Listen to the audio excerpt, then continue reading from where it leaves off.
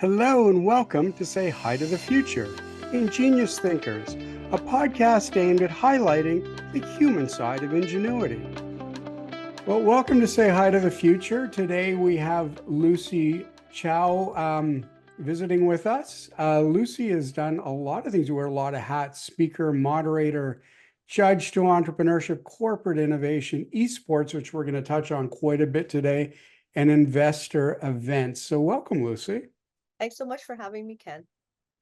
So, Lucy, I've got to read this paragraph that I picked up from some of your work, and then I'll provide a little comment to it from Sure. my perspective. It says video games are more than interactive entertainment.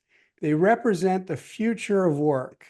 The gaming industry is bursting with investment opportunities, emerging career paths, and innovation, and its growth will continue to make a lasting impression on all facets of our lives.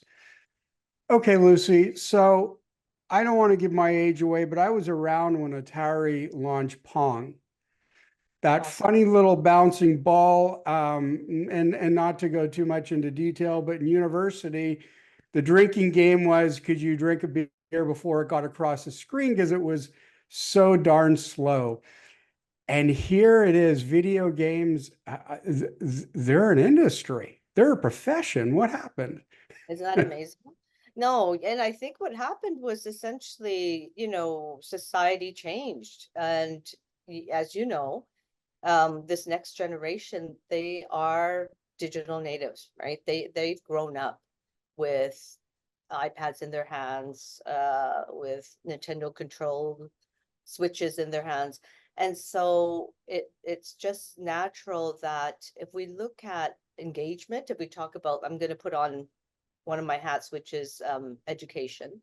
Mhm. And it's proven that kids enjoy when you gamify subject matter, right? Different subjects, different courses. And why wouldn't we want to gamify a course if we it's proven that the retention is better, the engagement is better. There's just a lot of usage already in our daily lives. We just don't know how pervasive games or simulation is already out there in the world. So many industries train using games, pilots, right? Surgeons even. Right. And this quote, one great quote I always love is that there was a study that if before a surgeon goes and does a laparoscopic or endoscopic procedure, if they game a half hour before, they perform better.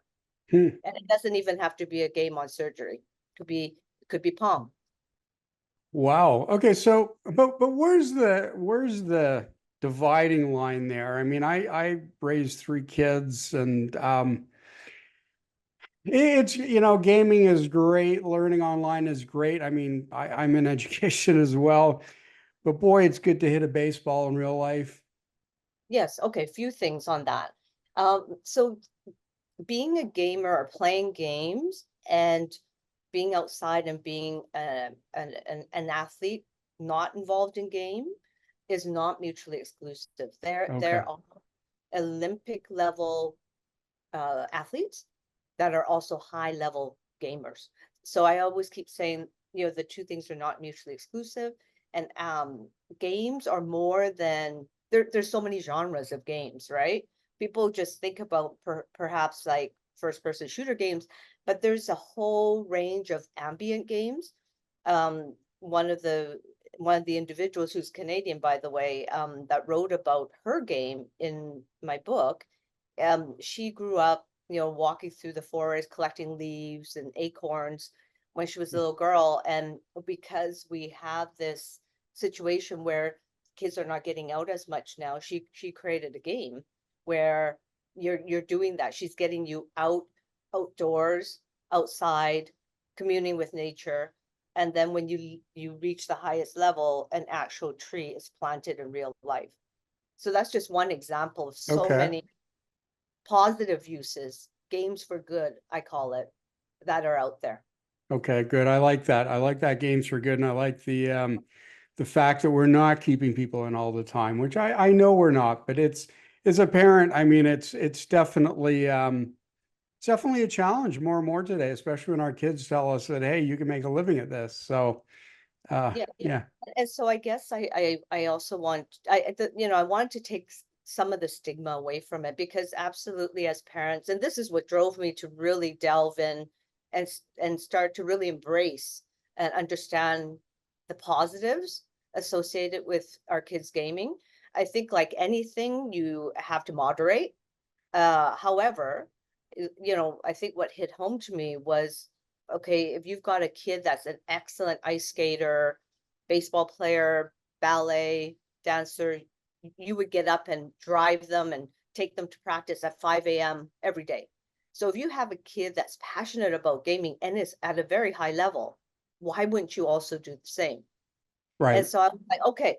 And then, only 1% of individuals become like elite players, right? Just like any Olympic sure. sport.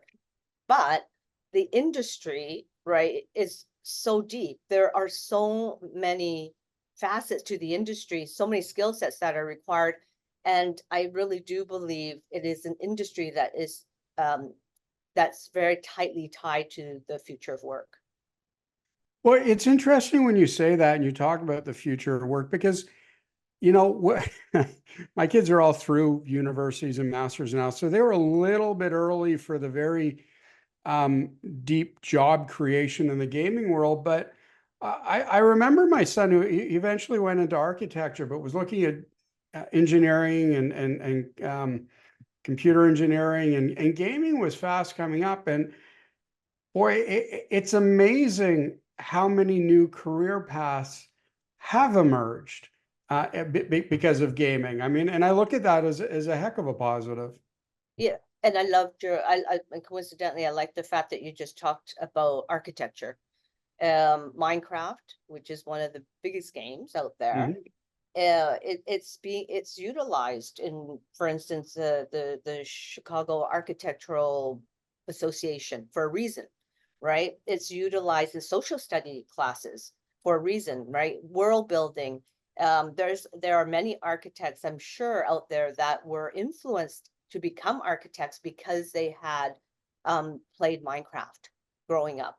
These games also can give you an insight into different types of fields, different career paths going forward.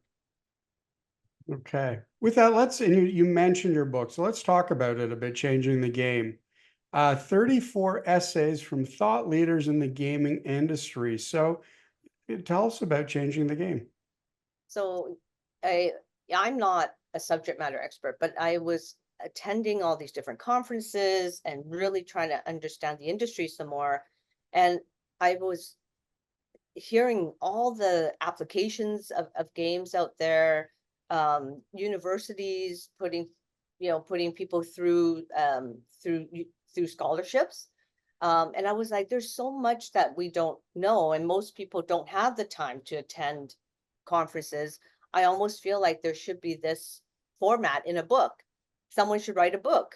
And then I was like, wait a minute, that person can be me, because I do wear so many different hats, and it really occurred to me, as you read out earlier, it doesn't matter if you're an educator, a parent, a CEO of a company. Why should this sector matter to me? And so that was how I went about curating and choosing the individuals to write in the book. So the book is segmented into games, women in games, investing in games, games in the workplace, for instance, games in education. And so the authors span 5 continents, a whole range of ages and ethnicity, to showcase the diversity of games. And Ken, earlier you said, maybe, there's at some point, you've gone too far in one field to be able to enter this industry. I absolutely disagree. There, if you feel that, okay, again, there's everyone's skill set. There's the skill sets that are required are so vast that there is a place for everyone in this industry if that's where they want to be. Yeah, and can you dive into some of the specific essays? Maybe one or two that are most relevant to today? Yeah, so I give an example of, for instance, so many parents want their kids to be gainfully employed, and they're like, Hmm. especially Asian parents, be a doctor, be a lawyer, or whatever.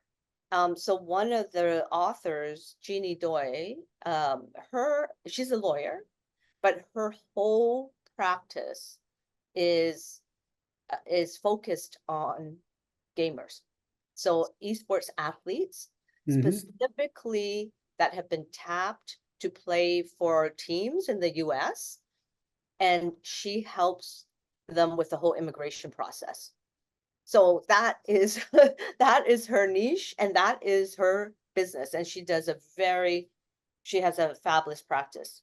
So it's so I use that as an example, and she obviously writes about how she grew up playing games also, but then how Sure. she managed to leverage, being a lawyer and merging that into the esports sector.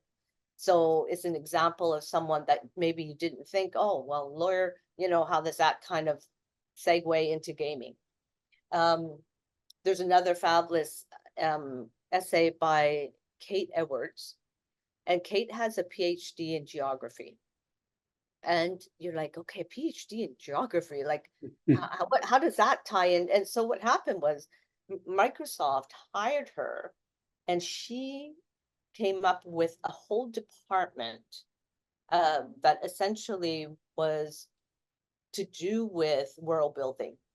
And um, because when you build worlds, you need to you want to make sure that you're doing it accurately. Maybe you want to make sure the flags that you're putting out there are accurate. So all these different divisions of people in Microsoft would go to her, and then eventually her department, to make sure they were being true to what was going on in the real world.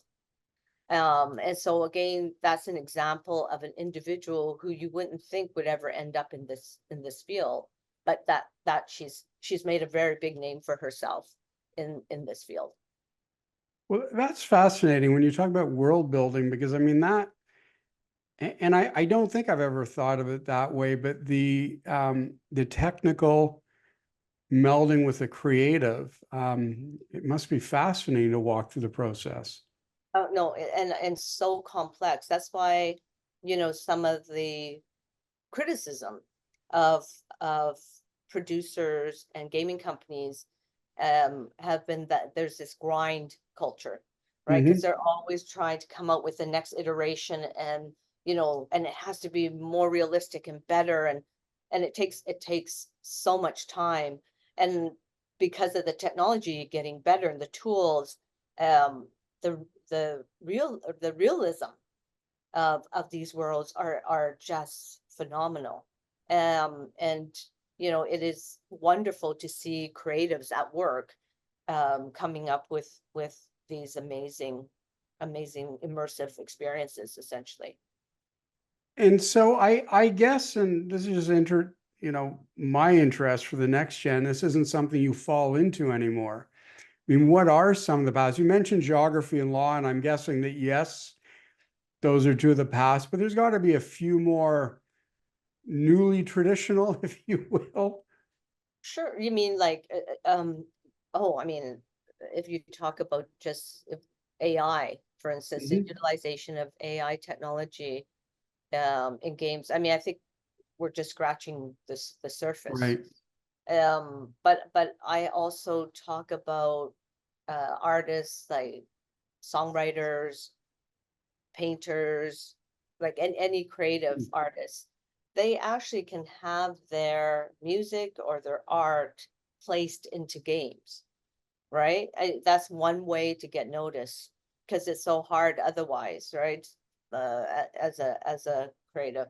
So you could just have that focus and say, okay, I would love to have my art displayed in a gallery, but actually it's going to get more eyeballs if it's like immersed in this game, and I'm going to get better known if it's in this game. I mean, I guess it's just so pervasive.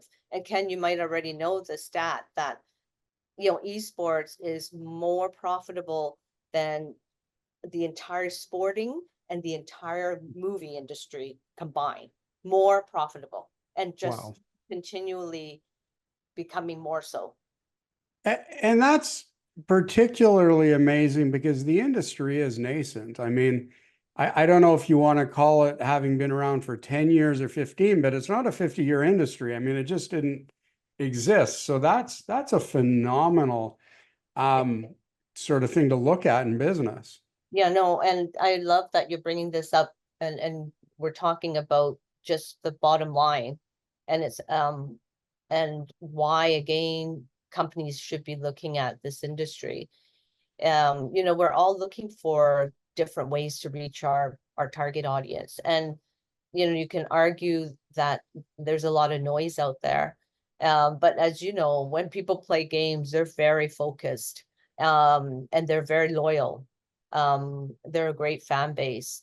And so it's no surprise that companies such as Dior, Louis Vuitton, like, why are they advertising? Well, what Hmm. they're doing is they're thinking like they're aspirational, right? They're like, okay, these folks are maybe not able to afford our products right now, but we're capturing them at a young age, and we know that we'll get them further down the line when they can afford.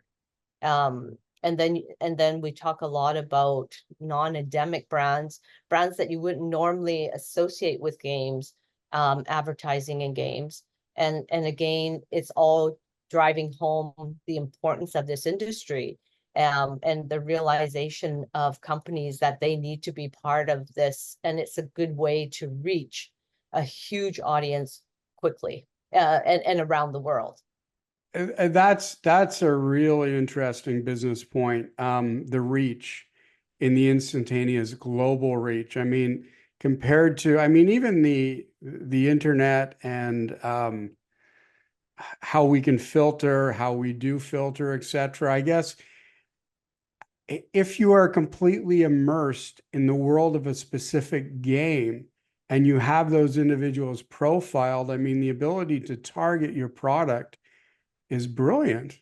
Yep, there's a lot of individuals that only focus on that, or advertising firms that only help companies figure out how they can authentically enter into specific games or enter into this industry as a brand, um, and and really, yeah, and really capture those kind of those minds in the pocketbooks, really.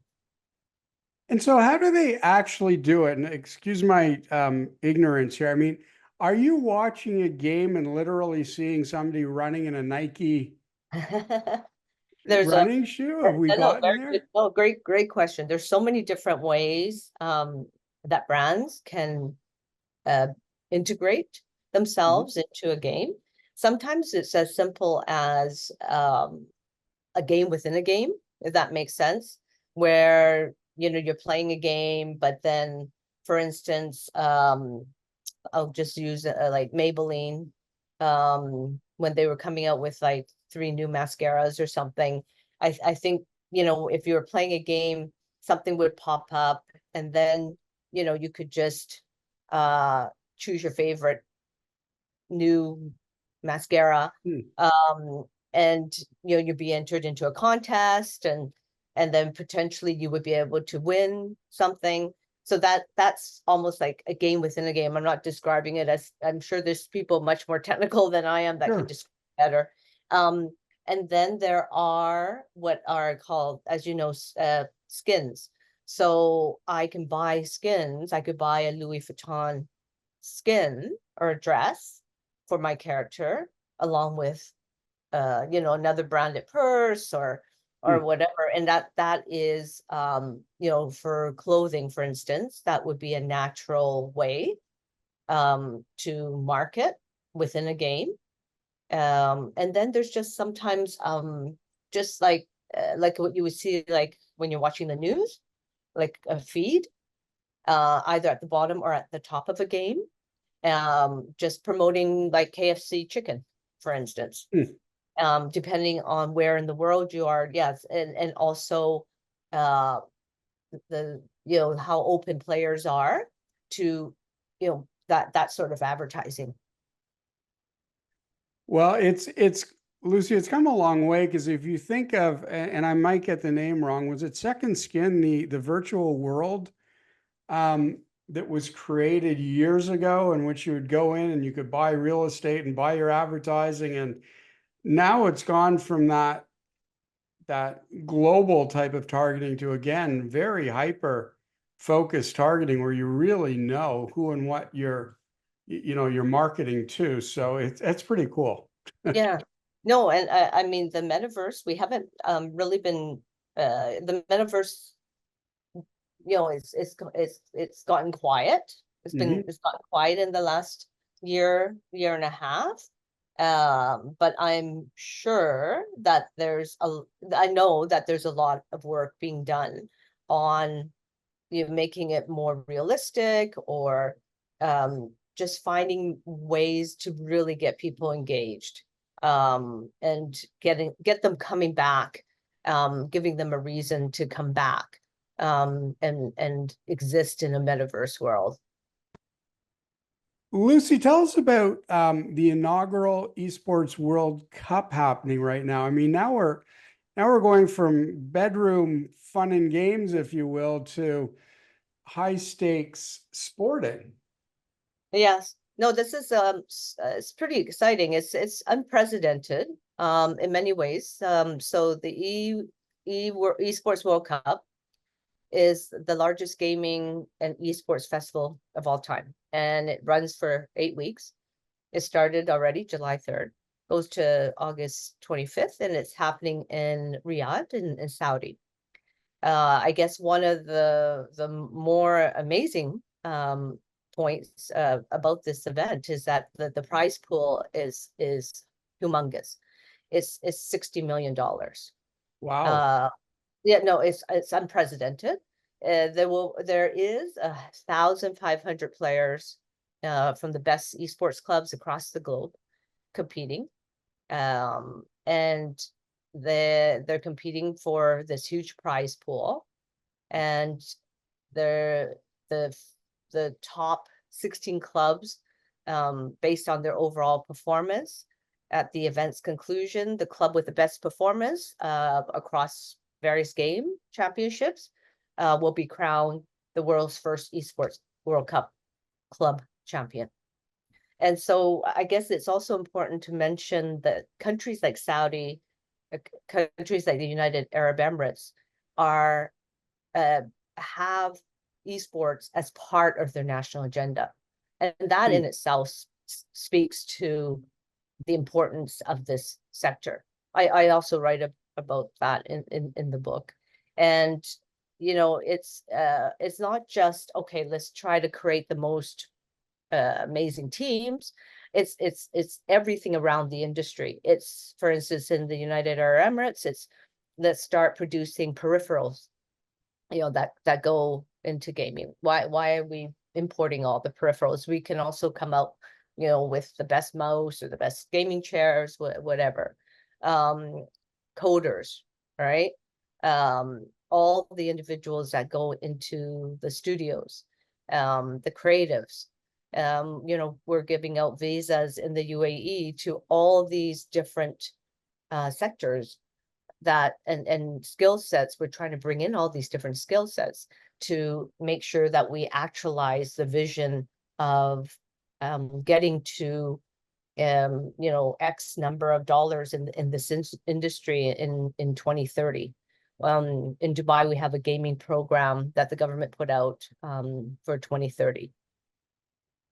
So Lucy, describe this to me. Do you have hundreds of people coming together in a room so that we, like in a stadium type, so that we can see them gaming and playing one another, or is it fully virtual? How does this all work? So two things. It's a live event. And it's amazing how many people show up, right, to watch players on a stage. And it's quite a amazing production. But then more than the eyeballs in the actual, let's call it a stadium, it are all the people watching it virtually online. I mean, that's when you get into those, hundreds of millions of views. because people can see the games around the world. And that's the power of esports when they have tournaments. That's what the advertisers are going for, not just not the people in the audience. They're a small portion. It's everyone else out there watching it virtually. We talked a little bit about the financial structure and the profitability of esports before. It sounds like almost like they're going to eclipse things like the Olympics or World Cup in a Yes. short No, I order. mean, it's kind of exciting because there have been exhibition games in the Asia World Cup, and the conversation is still there to have with the Olympic Committee to eventually have esports made an official Olympic sport. So I think I don't I think probably in viewership it might already eclipse something like the Paris Olympics that will be coming up. We know obviously right now soccer is Copa Cup and everything's going on right now. Right. I think it might already eclipse these sports in terms of viewership. So something you said, I sort of stumble over. I understand it's called esports. Being part of the Olympics, I just don't see any Sure. connection between playing soccer for real life on a pitch or pressing my fingers. I don't see that.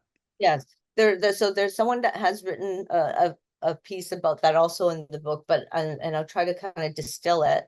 The acumen required, right, to be at a high level. It's so an athlete in esports has all of the same support structure that say a soccer athlete would have, right? They've got nutritionists, they've got trainers, they've got therapists. It is a mental game more than it, but there is a lot of physicality, even if you're just sitting, right? To be able to focus and be like, you're trying to win like within nanoseconds, right? So there is a lot more than we realize in terms of the psychology and the same sort of athletic mindset that is required that for a soccer player is the same in terms of someone that is an exceptional gamer. One last question here. It's about women in games in an esports, and you've become a supporter and an advocate for women in esports. So tell me about that side of it. Yeah, I mean, we talked about the fact that this is a multi-billion-dollar industry, right? With investment opportunities, new career paths, lots of innovation. I really strongly believe that this industry is no different from any other industry in terms of what needs to be done to provide more space for women. So I use the analogy of banking, something that I know. Women face the same challenges as I did when I was a banker, when I was in banking. Parity issues in the corporate world, gender discrimination, wage disparities. And so I guess I'm just very fortunate to have a platform where I believe in advocating for women, whether it's more women on boards or getting more funding to female founders, trying to get more women into esports and gaming is really important, especially if we want to move the needle in terms of seeing women portrayed differently in games, having more developers that are women, more studios founded by women. So we need to start with trying to get more women into the C-suite, just like any other industry. And when that happens, then it's fabulous, right? Then you get When you're in a position of power, you can lift up other women into in along with you. And it's the same with the gaming industry.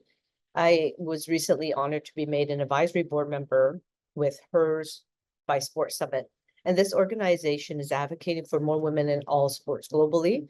And its goals are, to provide women in sports with tools and resources and networks necessary to grow, lead, and thrive. I'm obviously focused on the esports side. We're focused on fostering connections. We're focused on inspiring others, so shining a spotlight on women that have done amazing things in gaming in my situation with my focus, and showcasing visibility of women's achievements in esports and celebrating them. Lucy Chow, it's been a pleasure speaking to you today. It's amazing how quickly our time goes on Say Hi to the Future. And talking to you about esports in your latest book, Changing the Game, has been wonderful. So just in closing, I have one last question for you. And you were included in the top 100 women of the future. What makes you a futurist? Some of the roles I hold by design makes me future focused. So I'm entering my 4th year as the Secretary General of the Global Women Leaders Committee with the World Business Angels Investment Forum.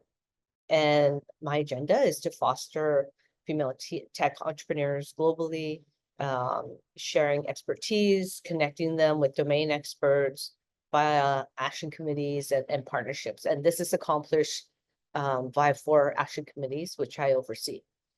I also am fortunate to be a board trustee with the American School of Dubai. I chair the facilities committee, and we have approved a multi-million-dollar fit out for a center of innovation and public purpose, which I will help shepherd. And so we're setting up a learning experience that intersects innovation, creativity, based on passion and purpose. So this is a collaborative education model.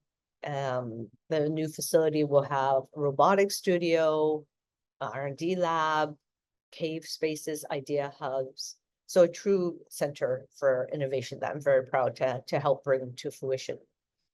And I guess very importantly, I invest in the innovation ecosystem.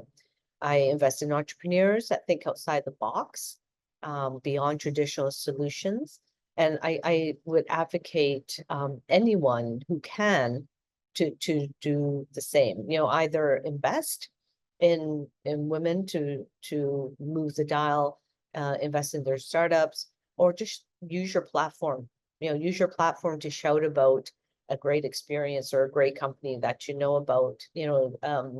That's equally important.